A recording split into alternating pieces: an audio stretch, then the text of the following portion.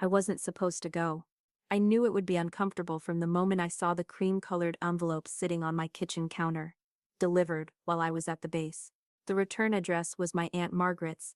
Elegant handwriting that reminded me of Sunday dinners from 20 years ago, back when family meant something different. Inside, along with the wedding invitation for my cousin David's big day, was a small note written in her careful script. Dress something beautiful. Nothing work-related. Those words sat heavy in my chest for days. Work-related, as if my uniform was just a costume I put on for show. To continue listening to this beautiful and special story, please like and subscribe to the channel. Write your name and the city you're watching from, so I can include a special greeting for you in a future story. I stared at that note every morning over coffee. 23 years of service. And somehow in my family's eyes it was still just work. Not a calling. Not a life dedicated to something bigger than myself. Just work that kept me away from birthday parties and Christmas mornings. And all the small moments that, according to them, actually mattered. The wedding was 3 weeks away. 3 weeks to decide if I wanted to walk back into a room full of people who had learned to celebrate without me, who had stopped saving me a seat at the table years ago. 3 weeks to figure out who I was supposed to be when I wasn't General Claire Monroe, when I was just Claire, the daughter who chose duty over family dinners, the sister who missed more holidays than she attended, the cousin who sent checks instead of showing up. But David had been different. Even as a kid, he'd write me letters when I was deployed.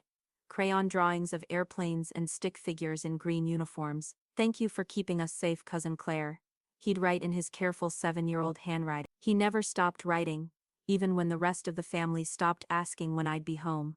So I decided to go, not for them, for him. The dress hung in my closet for 2 weeks. Navy blue, conservative, appropriate. I'd bought it specifically for occasions like this. Family functions where I needed to blend in, to be just another guest instead of the family member who chose a different path. It had tags still attached, a symbol of all the times I'd planned to show up and then found an excuse not to. But every time I looked at it, something felt wrong. False. Like I was preparing to wear a costume of someone I used to be, someone I hadn't been in decades. The woman who would wear that dress didn't exist anymore. She'd been replaced, slowly and surely, by someone who understood the weight of command, who carried herself differently, who had earned every thread of respect sewn into the fabric of her uniform. When I returned from the base that Friday afternoon, I made my decision. I pulled out my dress blues, clean, pressed, every medal and ribbon in perfect alignment. These weren't my work clothes. This was who I had become. This was my skin. I thought about Aunt Margaret's note. Dress something beautiful. This was beautiful. This was 23 years of choosing to serve, of learning to lead, of becoming someone who could make decisions that affected thousands of lives. This was beautiful in a way that had nothing to do with fabric or fashion. My phone buzzed. A text from my sister Karen. "Can't wait to see you tomorrow. Hope you found something nice to wear." The subtext was clear. "Hope you don't embarrass us. Hope you remember how to be normal. Hope you can pretend for one day to be the person we want you to be instead of the person you chose to become." I set the phone down and looked at myself in the mirror. The woman staring back at me had earned her place in this uniform. She had commanded respect in rooms full of men who thought she didn't belong. She had made impossible decisions and carried the weight of them without complaint. She was not going to hide herself away for the comfort of people who had never tried to understand. The chapel was everything I expected. White roses, soft lighting, the kind of understated elegance that my family had always prized. I could see guests milling around outside, women in flowing dresses, and men in well-tailored suits, everyone fitting perfectly into the picture-perfect scene. I parked my car and sat for a moment, hands resting on the steering wheel. Through the windshield, I could see my family arriving.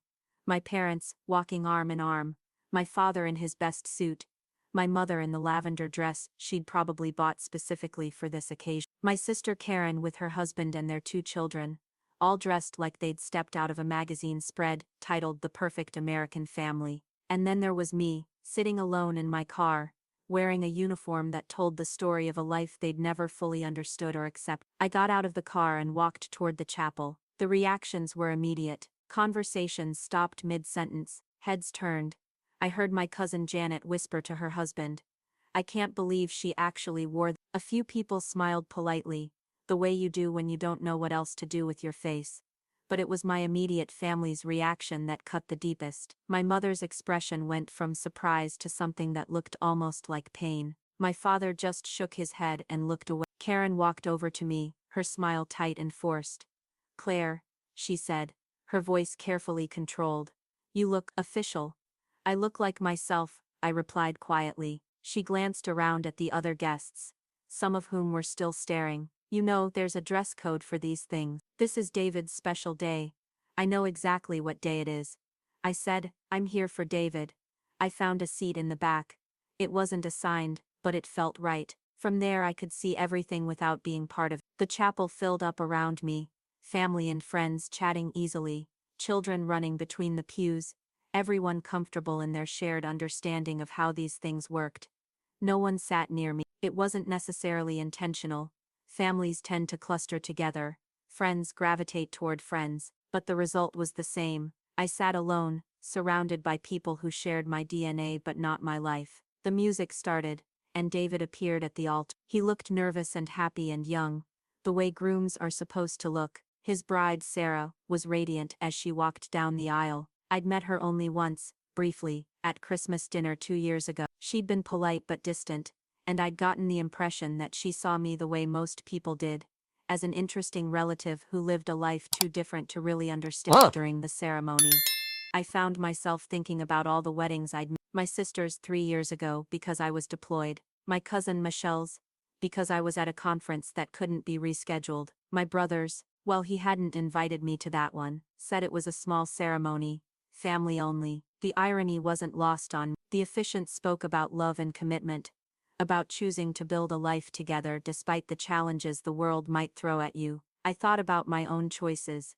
about the life I'd built that was so foreign to the people in this room. I'd chosen commitment too, just not to a person. I'd chosen to commit to something bigger, something that required sacrifice and discipline, and a willingness to be misunderstood. When David and Sarah kissed, everyone clapped and cheered. I clapped too, alone in my back pew, genuinely happy for them despite everything else. The reception hall was decorated in soft golds and whites, round tables with centerpieces that probably cost more than some people make in a week. I found the table assignments and looked for my name, table 12, far from the family tables, mixed in with what appeared to be David's college friends, and some distant relatives I didn't recognize. I sat down and introduced myself to the other guests. They were nice enough, a mix of young professionals and older relatives who seemed genuinely interested in conversation. When they asked what I did for work, I kept it simple. "I'm in the military." Most people left it at that,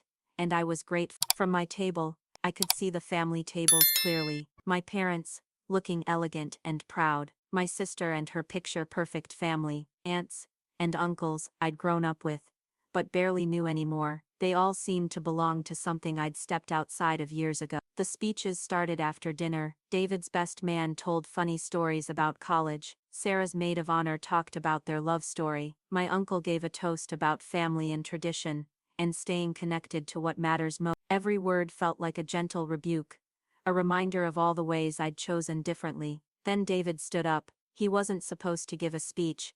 That hadn't been on the program, but he took the microphone anyway, his voice carrying across the room with a confidence that surprised me. "I want to thank everyone for being here tonight," he said. "This means the world to Sarah and me, but there's someone here I need to acknowledge specifically." My heart started beating faster. I had a feeling I knew where this was going. "My cousin Claire is here tonight," he continued, and I felt every eye in the room turn toward me. "Some of you might not know this, but Claire is a general in the United States Army." The room went completely silent. David continued, his voice steady and clear.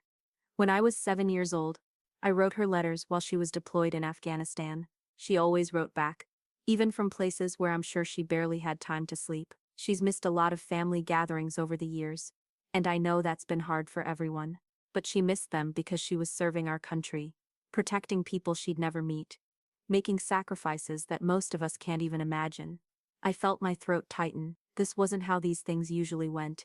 Usually my service was acknowledged with polite thanks and then quickly moved past, like an uncomfortable topic that was better left alone. "What I learned from those letters," David went on, "was that family isn't just about being present at every gathering.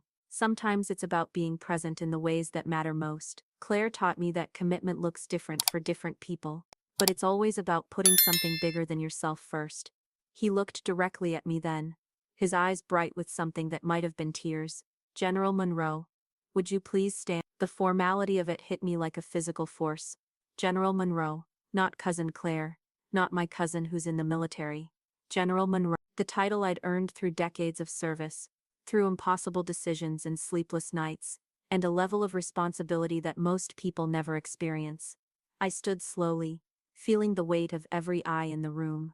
The silence was absolute, and then David did something that stopped my heart. He straightened to attention and said, in a voice that carried all the respect and recognition I'd been missing for years, General Mundek. The response was immediate and overwhelming.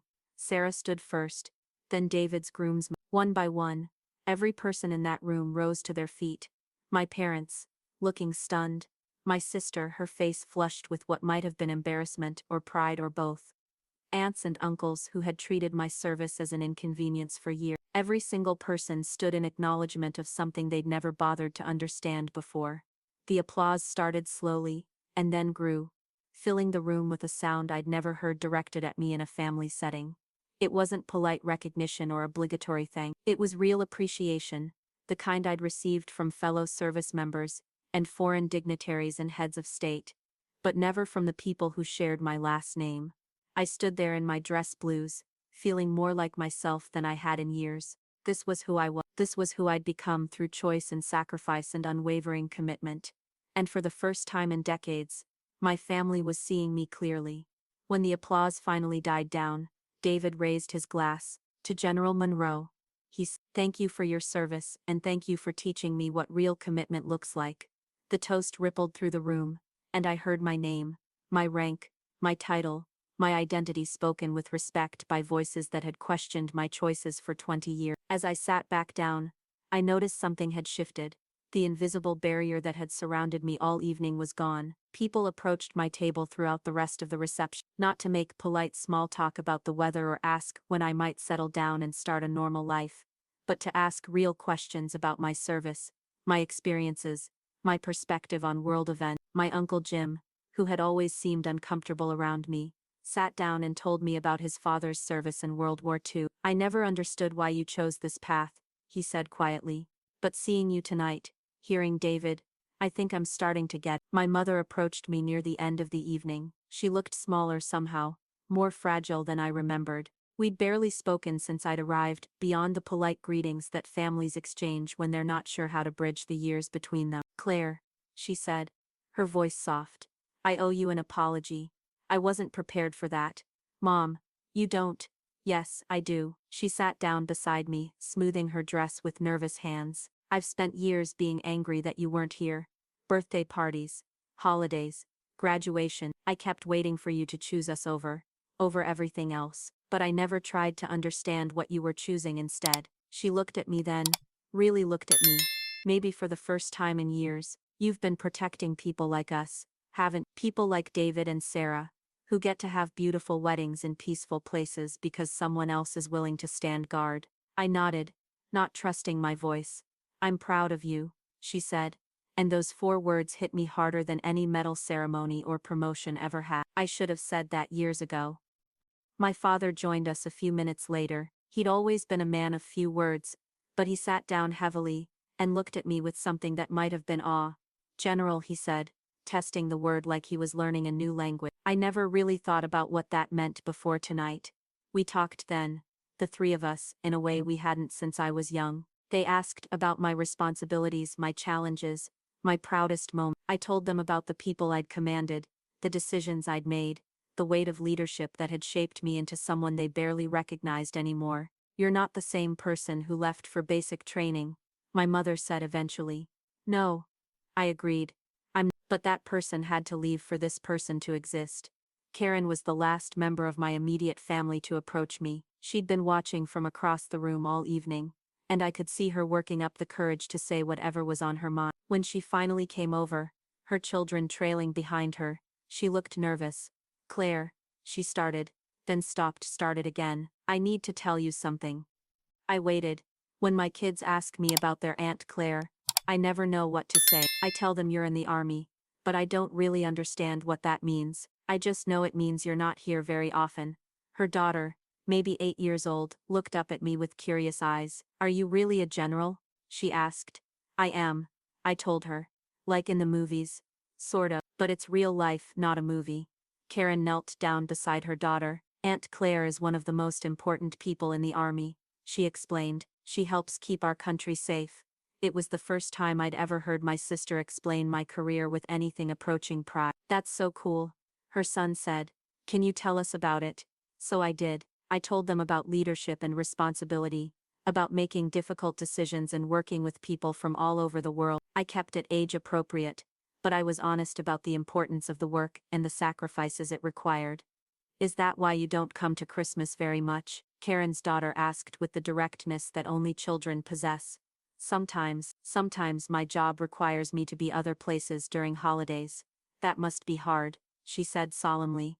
It is, but it's also important. Karen watched this exchange with something like wonder. Later, as her family was getting ready to leave, she pulled me aside. I've been jealous of you for years, she admitted. Jealous of your career, your independence, your importance. But I've also been angry that you chose all of that over us. Tonight I realized that maybe it's not about choosing against us. Maybe it's about choosing for something big. I drove home that night with David's words still echoing in my mind. General on deck. 2 words that had changed everything. That had forced a room full of people to see me as I actually was instead of as they wished I would be. When I got to my apartment, I sat down at my kitchen table with a piece of paper and a pen. I started writing a letter to my family. All the things I'd wanted to say for years but had never found the right words for. I wrote about the loneliness of command, about making decisions that affected thousands of lives while missing my nephew's birthday party. I wrote about the weight of responsibility and the honor of service, about choosing duty over comfort and conviction over convenience. I wrote about loving them enough to miss them, about protecting the world they lived in even when they couldn't understand the cost. But mostly, I wrote about finally feeling seen, about a young man who had grown up understanding that love sometimes looks like absence, that commitment sometimes requires sacrifice, that family can mean supporting each other's choices even when those choices are hard to understand. I wrote for 2 hours, filling page after page with all the words I'd kept inside for decades. When I was finished, I folded the letter carefully and put it in an envelope, but I didn't address it. I didn't stamp it. I knew I'd never send, because the truth was, the letter had already been delivered. David had delivered it when he stood up in front of our entire family and said "General on deck." He had translated years of love and sacrifice and misunderstanding into 2 words that everyone could finally hear. I put the letter in my desk drawer and went to bed, still wearing my dress blues. For the first time in longer than I could remember, I felt like I belonged exactly where I was, not because I had changed to fit their expectations, but because someone had finally helped them see that I had never needed to.